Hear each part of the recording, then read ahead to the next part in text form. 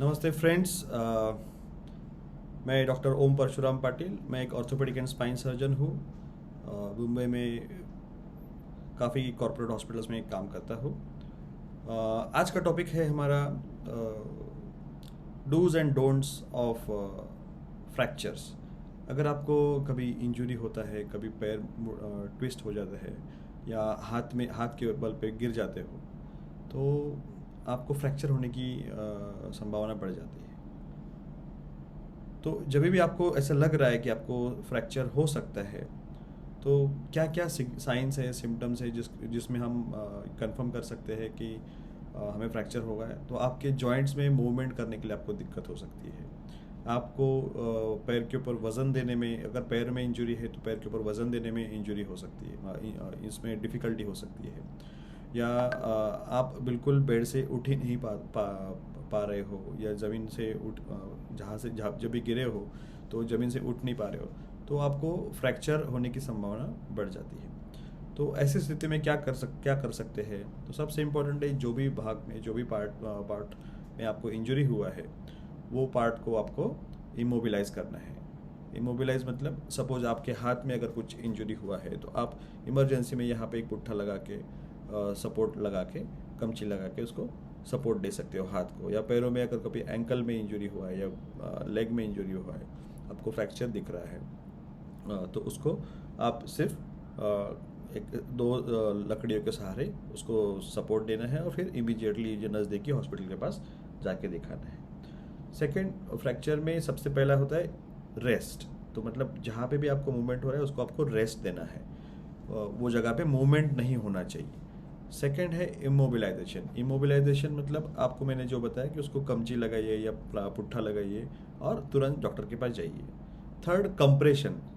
Rest, immobilisation, compression. Compression मतलब उसको tight bandage से बांध के रखना है, सो दैट वहाँ पे मूवमेंट ना हो, और मूवमेंट होता है तो हड्डी और फ्रैक्चर की जगह से हिलने के चांसेस बढ़ जाते हैं।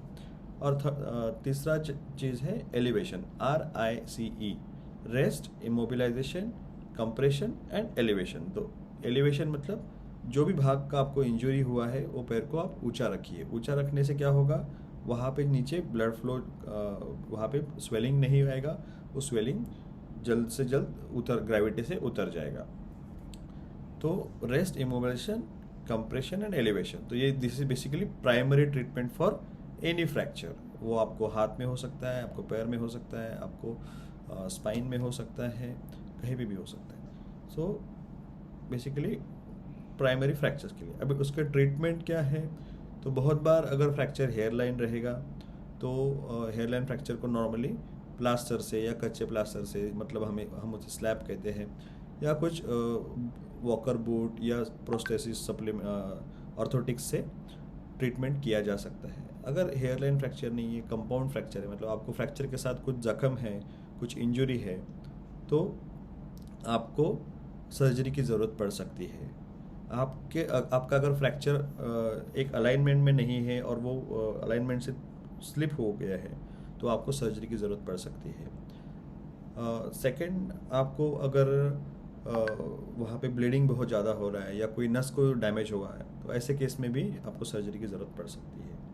अभी अगर आपको फ्रैक्चर हुआ है तो आपने क्या नहीं करना चाहिए, या आप अगर फ्रैक्चर सर्जरी के लिए प्लान कर रहे हैं, मतलब इमरजेंसी में आपको सर्जरी करने की ज़रूरत पड़ रही है, तो सबसे पहले तो अगर आपको इंजरी है तो आप लोगों को ध्यान रखना है कि आपने स्मोकिंग, अल्कोहल लेना बिल्कुल बंद करना चाहिए।